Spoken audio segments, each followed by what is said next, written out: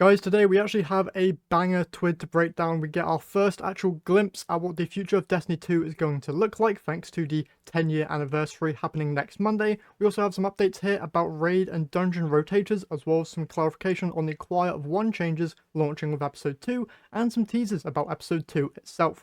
But before we get into that, as always, if you do go on to enjoy this video, if you could leave a like and subscribe, I would very much appreciate it, because it's free to do and helps me out here an absolute ton. But with that being said, let's just jump into today's video. So they first talk about the 10-year anniversary and what they're actually going to be releasing next week in terms of actual announcements. So I'm just going to read this as it is. A special date is around the corner. Next Monday will be September 9th, 2024, the 10th anniversary of the Destiny franchise. While we could drop a 20,000 word twit to opine about the last 10 years, we're planning to keep our anniversary fun and light. We'll have a small in-game celebration for you all next week, along with some beautiful art the team has made throughout the years. There will be some legendary armor freebies, a fun title to earn, and some Bungie rewards and more. Check back next Monday at 8 AM PT for our blog coverage. At the same time next week, we're also planning to start our journey into Destiny 2 Codename Frontiers at 8 AM PT, which is 4 PM here in the UK. Use Google to transfer that times to your local time zone. They'll also be releasing a short dev insight blog article discussing our goals for the future of Destiny. Destiny 2 game director Tyson Green and Destiny 2 narrative director Allison, I'm not going to try and pronounce that last name, will be guiding the conversation. Where have we been, where are we now, and where are we going? But most importantly, how are we going to get there? We want to be clear about our commitment to ongoing communication with you. This marks the beginning of regular updates from our development team about what's next for Destiny 2, including details about its systems and future plans. While the updates may be a bit rough around the edges as they are early in the development process, we're excited about sharing our goals and progress with you. There are quite a few topics on our communications roadmap to tackle, so this will be the start of a conversation. Our main goal is to provide bite-sized, direct-to-the-point articles over the next few months rather than mega blogs where it's easy to get mired in details. While we'd love to promise a weekly cadence, we're taking the time to cook your meal appropriately. Our articles are never early, nor are they late. They'll arrive precisely when they mean to.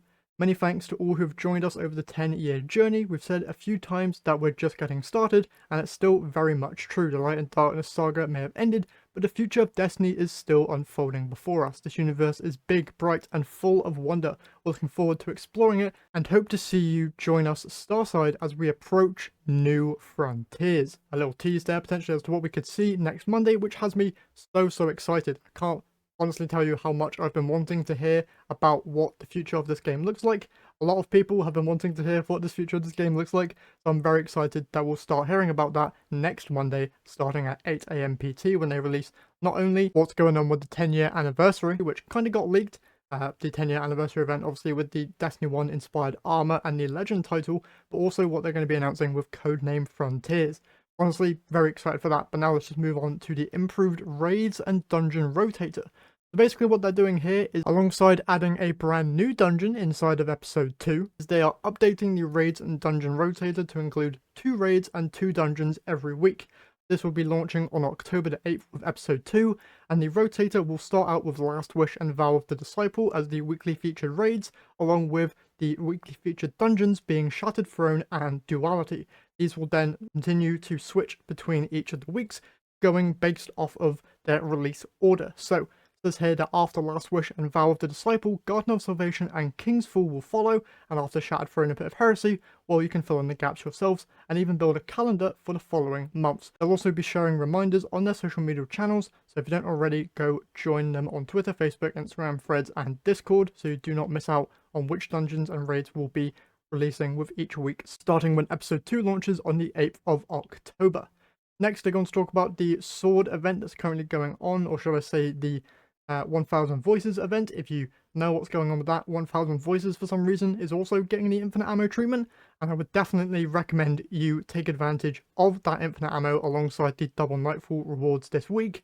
Very easy to get Ascendant Shards and stuff that might be helpful going into episode 2.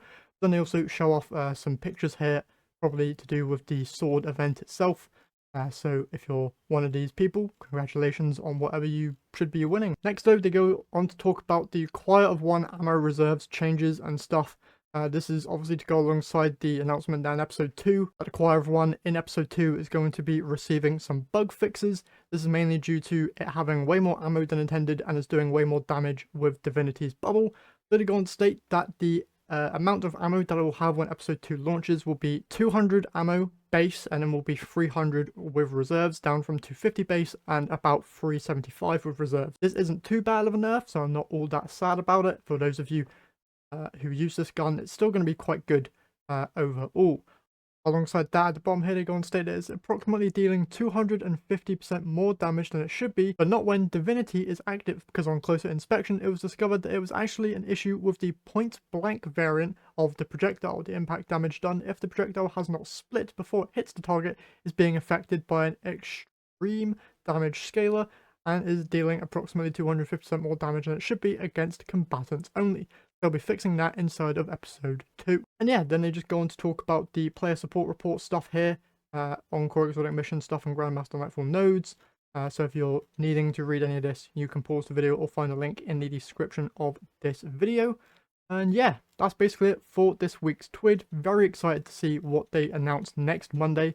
Once again, they'll be talking about the future of Destiny with codename Frontiers, as well as the 10-year anniversary event, which did already kind of get leaked, but maybe there's some more stuff that is hidden within that.